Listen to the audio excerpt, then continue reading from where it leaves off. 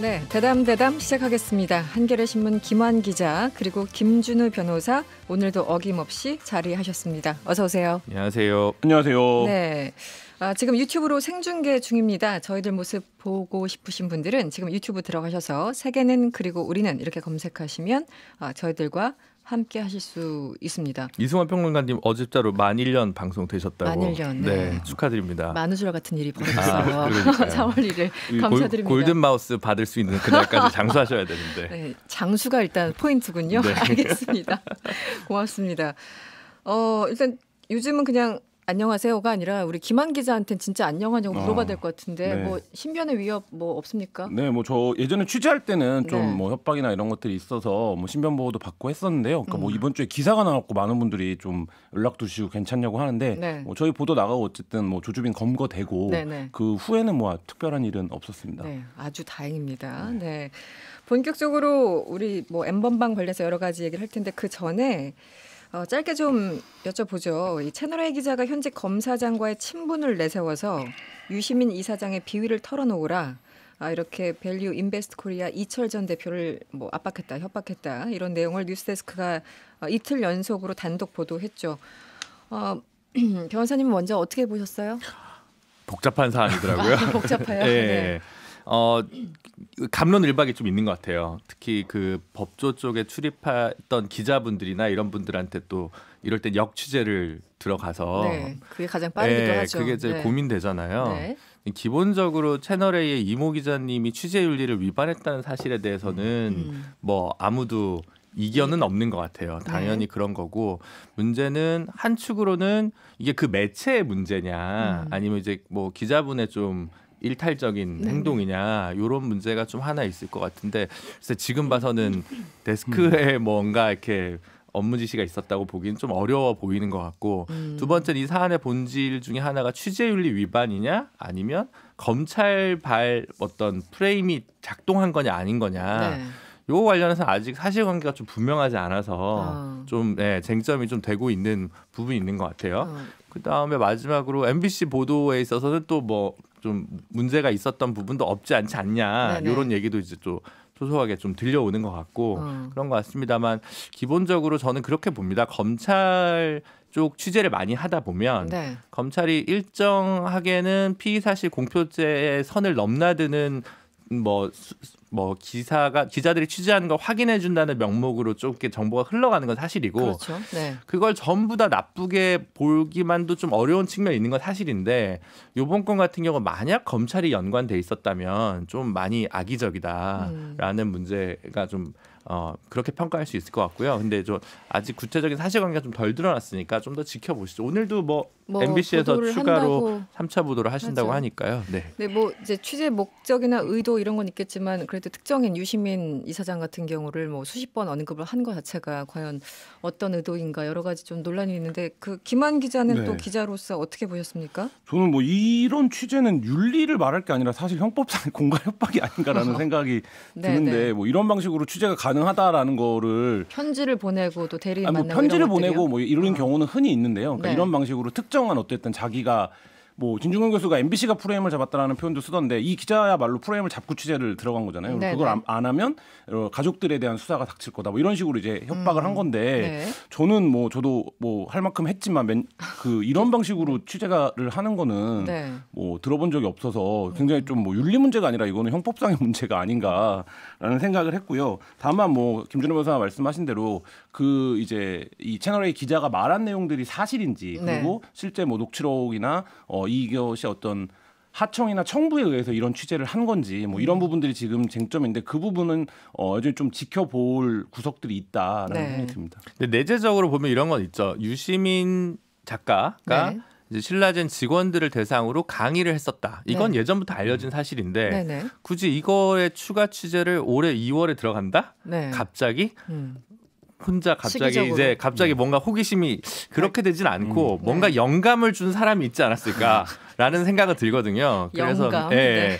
그래서 이제 뭐 검언 유착까지는 안 가더라도 그런 것들인데 뭐 형법상 처벌될지는 좀 잘 모르겠어요. 이 협박죄가 되려면 구체적인 해악의 고지가 있어야 되고 네. 그다음에 특히 형사 재판에서 네. 이제 뭐 말도 안 되는 거짓 진술을 조작하거나 아니면 있는 걸 못 내게 하는 경우에는 특정범죄 가중처벌법에서 또 가중처벌하는 형이 있어요. 근데 네네. 이거는 거짓 진술을 조작한 거라고 보기도 약간 애매하고 있는 걸 못 내게 한 것도 약간 애매하고 그다음 이걸 안 냈을 때 구체적인 해악의 고지라고 볼지 안 볼지도 약간 좀 애매해서 물론 이제 그 오고 간 편지들 전체가 공개되진 않았기 때문에 만약 수사를 한다면 네. 뭐 이제 근데 수사가 될까요?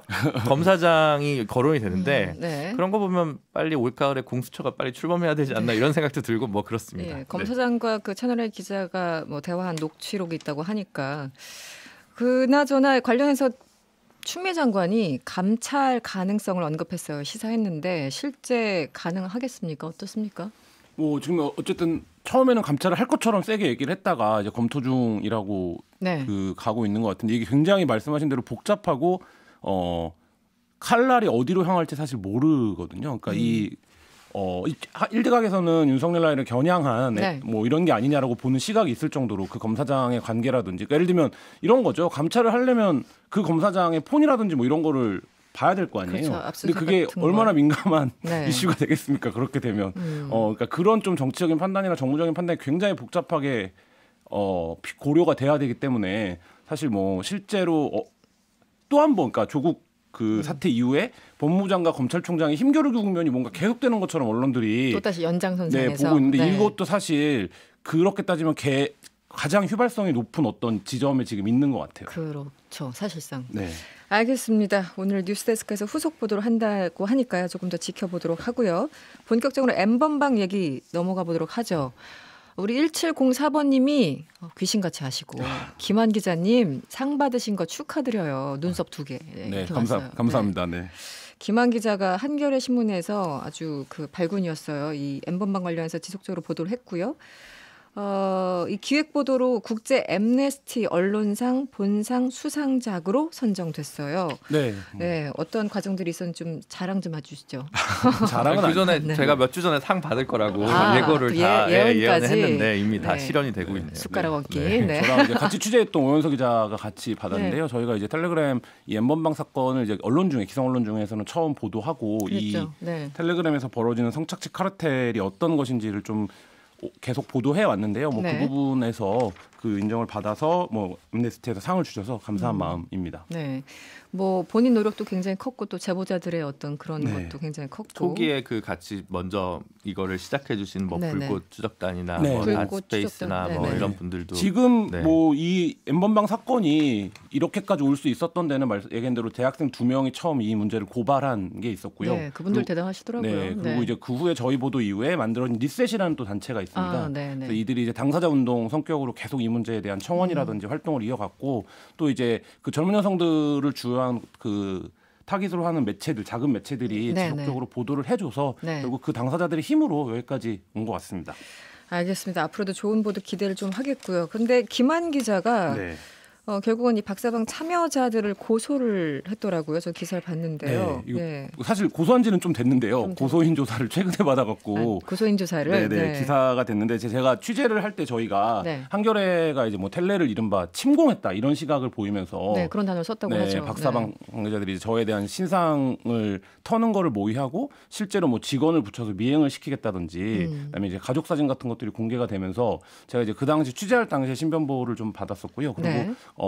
처음에는 이제 성명불상자들을 고소를 했는데 저희가 고소한 이후에 이제 조주빈이 검거되면서 조주빈을 비롯한 성명불상자들을 이제 좀 특정이 되기 시작한. 네, 특정이 된 거죠. 그 잡혀 있는 태평양이라고 네네. 이제 불리는 그분도 이제 저에 대한 어떤 좀 협박이 있었었는데 태평양 그 16살짜리. 네. 그래서 그거 포함해서 이제 고소인 조사를 지난주에 받았습니다. 얼마나 받았습니까?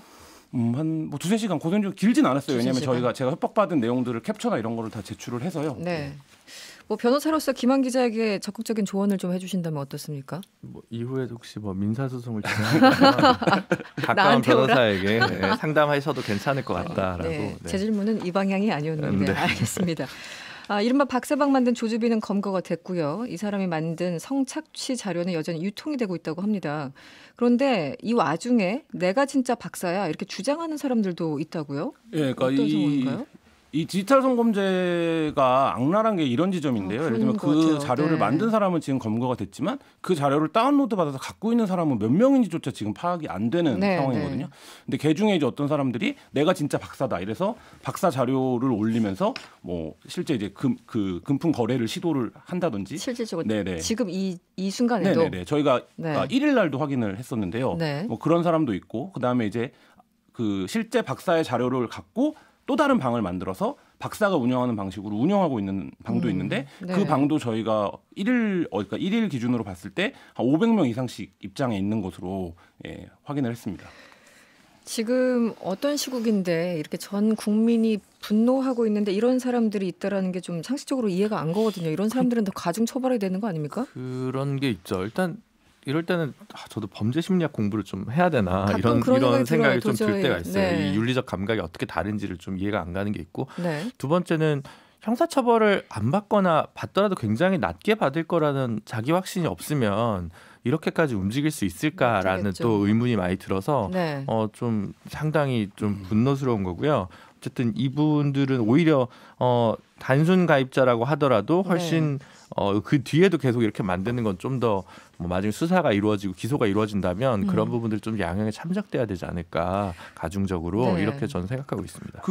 저희가 어제 이 건을 확인을 하고 저희도 마찬가지로 이게 무슨 심리인가 도대체 그러니까 이해가 안 가잖아요. 중형 예고되는 네. 상황에서 이제 프로파일링 하시는 분들하고 통화를 해보니까 두 가지 얘기를 하더라고요. 하나는 사회적으로 이게 막 공격을 받고 비난을 받고 범죄다라고 하고 있을 때 반사회적인 행동을 함으로써 자기 존재, 나는 그런 어떤 수사나 이런 거에서도 두렵지 않아. 이걸 이제 과시하는 측면이 하나 있고 또 한 가지는 이게 범죄가 아니라고 자기를 분리해냈다는 거예요. 그러니까 예를 들면 이런 성착취 영상을 보고 공유하고 올리는 게 범죄가 아니다. 내 관념 속에서는 그런 행태가 보인다라고 이제 분석을 하더라고요. 그래서 범죄가 아니라는 걸 그러니까 여러 명이 있으니까 같이 공유하면서 그렇죠. 스스로 안심시키는 네, 건가요? 그렇죠. 심리적으로?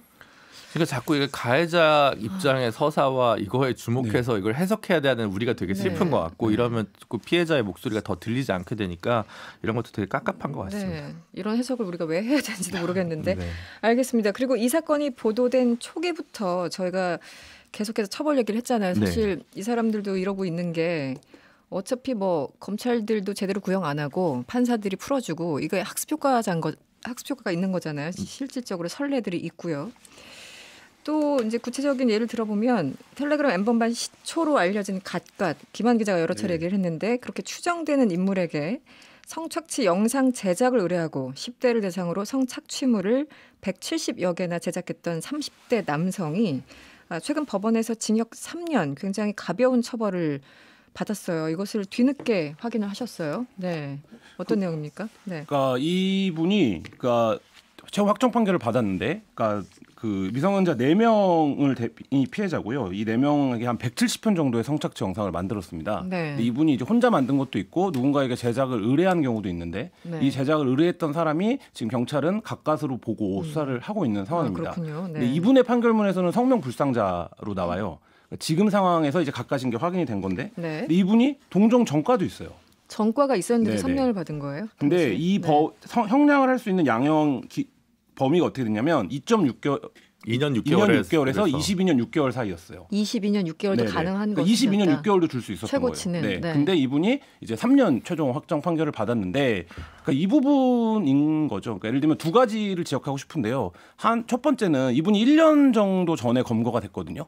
근데 그때 경찰이 이 사람과 성착취물을 제작 의뢰하고 거래했던 사람을 성명 불상자로 남겨두지 않고 네. 적극적인 의지를 갖고 수사를 했다면 아마 가까이 지금은 잡혀 있는 상태겠죠. 근데 어쨌든 이걸 개별 사건으로 봤기 때문에 이분을 검거하고 그냥 끝낸 거예요. 네. 그리고 나머지 이 사람들과 거래한 몇 명이 있는데 이 사람들은 그냥 다 성명 불상자로 남겨둔 거죠. 네. 그 문제가 하나 있고요. 또 하나는 이분의 변호사 입장에서는 굉장히 방어를 잘한 거죠. 2년 6개월에서 22년 6개월 사이의 양형 범위가 있는데 변호사 입장에서는 그렇죠. 네네 3년을 받은 건데 근데 이 얘기를 왜 드리냐면 대부분의 성범죄자들이 이렇게 됩니다. 그러니까 또 다른 그러니까요. 성착지방을 운영했던 켈리라는 아이디를 쓰던 사람도 1년을 받았거든요. 네네. 그러니까 이렇게 보면 왜 이런 일이 지금 계속 반복되는가? 이게 지금 성범죄자들은 전원 신상을 공개해야 된다라고 하는 그러니까 현행법률상으로 불가능한 명예훼손을 요구하는 이유가 이렇게 성범죄자들이 솜방망이 처벌을 받기 때문에 그 요구가 지금 이제 있는 거죠. 형사 정책적으로 보면 성폭력 범죄와 관련돼서 우리 형법이 오히려 더 무거운 형을 예정하고 있다라는 평가들도 사실 많았어요. 되게 오래전부터. 아까 22년까지 얘기하셨으니까. 그러니까 그런데 이제 사실은 선고형이 그렇게 안 따라주니까 네. 그 문제가 있는 거고. 그래서 항상 저는 좀 그거는 여러 가지 논쟁점은 있지만 아동 청소년이 피해자인 경우 그리고 그다음 이런 디지털 관련해서 영상화돼서 계속 전파 가능성이 좀 상존해가지고 잊혀질 권리가 확보되지 않는 네. 그런 사건들에 대해서는 법원이 좀 다르게 봐야 된다. 그 성폭력 사건 중에서도 그 점을 좀 강조하고 싶습니다. 제가 변호사님 볼 때마다 따지듯이 대체 판사들은 왜 이러느냐 여러 차례 질문 제가 드렸잖아요. 지금 조금 전에 저희들이 가해자들의 심리도 이해가 안 간다고 하지만 솔직히 판사들의 그 심리나 어떤 그 사고 이런 것들도 저는 이해가 안 가는 경우가 굉장히 많거든요. 어떻게 보십니까? 근데 그 전에 말씀드렸다시피 어떤 그 우리나라가 원래 이제 양형이 좀 낮았어요. 네. 예, 선고형이. 왠지 그가 뭐 옛날에 국가보안법이나 방공법 위반하는 경우나 네네. 존속살인하는 경우 아니면 전반적으로 좀 낮았는데 그런 얘기가 있었대요. 옛날 옛적에 진짜 교도소 시설이 너무 안 좋아서 네. 거기서 오래 살면 그 병들어 나온서 이렇게 뭐 이렇게 병사한다는 네네네. 정도로 하니까 거기를 이제 가보면 이제 그런 생각이 들어서 이제 형이 좀 낮았다 예전부터 아주 옛날 법조인들 그런 얘기했군요. 그래서 이제 그런 네. 것들이 여러 가지가 굳으면서 일정한 그 기준점을 형성하고 네. 선례에 따라서 좀 판단했던 역사들이 모든 범죄에서 꼭 성폭력 범죄뿐만 아니라 이제 그런 게 있었던 거고 또 예전에 네. 남성 일색이었던 법관들이 성범죄에 대해서 좀 잘못된 인식을 좀 가지고 있었던 점 이런 것들이 좀 착종돼서 물려 있는 것이고 또 이제 그런 디지털 성폭력 관련된 성범죄 관련한 문제들은 네. 특별한 양형 기준도 없고 이런 것들을 좀 다 어우러져서 지금 이런 결과들이 나오고 있는 것 같은데요. 최근에 법원에서 내부적으로 다시 설문조사를 해가지고 이에 대한 기준을 마련하고 있나 봐요. 그래서 네. 조금 이상하게 나오려고 하는데 내부에 인권 감수성이 높은 판사분들이 문제 제기를 해서 조금 더 성숙해서 나올 거라고 하니까 법원의 좀 대응을 저는 좀 기대해 보려고 합니다. 기대를 한번 해보겠고요. 관련해서 황교안 대표 발언이 지금 문제가 되고 있습니다. N번방 사건 관련해서 호기심으로 들어온 사람에 대해서는 판단이 다를 수 있다. 여기에 대해서 서지현 검사가 굉장하게 사이코패스까지 언급을 하면서 강하게 반박을 했어요. 이 상황은 어떻게 보셨습니까? 제 생각에는 팩트 파인딩이 안 되신 것 같아요. 그게 어떤 일이 벌어지고 있는 건지. 그냥 그 동영상 사이트에 들어가서 음란물을 본 것 정도로 그 이제 치부를 하신 것 같아요. 그래서 그렇지 않으면 이 얘기를 나올 수 없는 것 같고 아마 나중에 이제 주워 담는 얘기를 했을 텐데 네. 우리 모두 알다시피 이거는 호기심으로 들어갈 수 있는 그게 그 아니죠. 방이 아니잖아요. 네네. 기본적으로. 그래서 그런 건 좀 이준석 최고위원이 아무래도 그 메커니즘을 몰라서 이런 말을 한 것이다라면서 네. 나름 변호를 하긴 했는데. 그렇긴 하지만 이렇게 네. 사안이 엄중한데 네. 물론 종로 선거가 바쁘시겠습니다만 이거에 관해서 발언을 하려면 조사를 하고 발언을 했어야 제1야당의 당대표다운 행실이 아니었을까 싶습니다. 이게 황교안 대표 말씀하신 대로 팩트 파이닝 안 된 측면인데 이게 황교안 대표뿐만 아니라 많은 이제 기성세대들이 사실 이게 본질이 뭔지를 그러니까 많이 이제 보도를 하니까 N번방이 있대 이렇게 하는데 모르시는데 첫 번째는 이게 자신들이 그냥 관념적으로 생각하는 어떤 야한 영상을 보는 방이 아니에요. 그러니까 이거는 구체적인 피해자가 있고 그 피해자의 성을 착취하고 지배하고 파괴하고 이거를 같이 관람하면서 쾌감을 느끼는 범죄거든요. 그래서 뭐 집단적인 성착취 가 벌어지는 건데 이거를 뭐 호기심으로 했다. 이거는 기본적으로 그 방의 메커니즘을 모르더라도 사실 이제 이 서지현 검사가 화를 낸 것처럼 좀 그 방의 구조를 아는 사람 입장에서는 납득하기 좀 정말 납득할 수 없는 이런 얘기고요. 그래서 뭐 법사위에서도 할 때 그 똑같은 논란이 반복이 돼서 국회의원들이 비난을 받기도 했는데 사실 이 부분에 대해서 좀 정확하게 이해를 하고 얘기를 하는 게 그게 아주 구체적인 삶이 파괴된 피해자들이 있는 문제인데 그런 생각이 듭니다. 이해를 못하니까 법을 제대로 만들 수가 없는 거죠. 그런데 그분들이 법사위에서 엉뚱한 얘기를 하고 있고 관련해서 자수하는 사람들이 조금 늘고 있다고 해요. 이분들은 자수를 했기 때문에 나름 감경이 되는 대상이 되는 겁니까? 네, 그건 뭐 아무래도 자백한 경우에는 네. 그 양형의 참작 사유에서 감경 사유로 좀 인정될 수는 있습니다. 예. 그 인정 폭은 사실 뭐 법관 재량이긴 한데 어쨌든 부인하는 것보다는 자백을 먼저 하는 게 좀 낫죠. 이게 계속 생각을 하다 보면은 이게 정말 죄책감을 느끼고 정말 그래서 오시는 분들도 있고 법이 그렇다는 걸 알고 오시는 분들도 있을 거잖아요. 어떻게 해야 되죠? 그건 이제 현재 독심술도 근대 사법 네. 체계의 뭐 본질적 한계에 대해서 질문을 하시니 그러면 제가 넘어가는 답변하기 좀 어려운 부분인 것 같습니다. 네. 알겠습니다. 대담 여기서 마쳐야 되겠네요. N번방 사건 관련해서 끝까지 끝을 볼 때까지 얘기를 좀 해보도록 하겠습니다. 지금까지 한겨레 김한 기자 그리고 김준우 변호사였습니다. 오늘 고맙습니다. 감사합니다. 여러분의 퇴근길을 꽉 채워드립니다. 평일 저녁 6시 5분 이승원의 세계는 그리고 우리는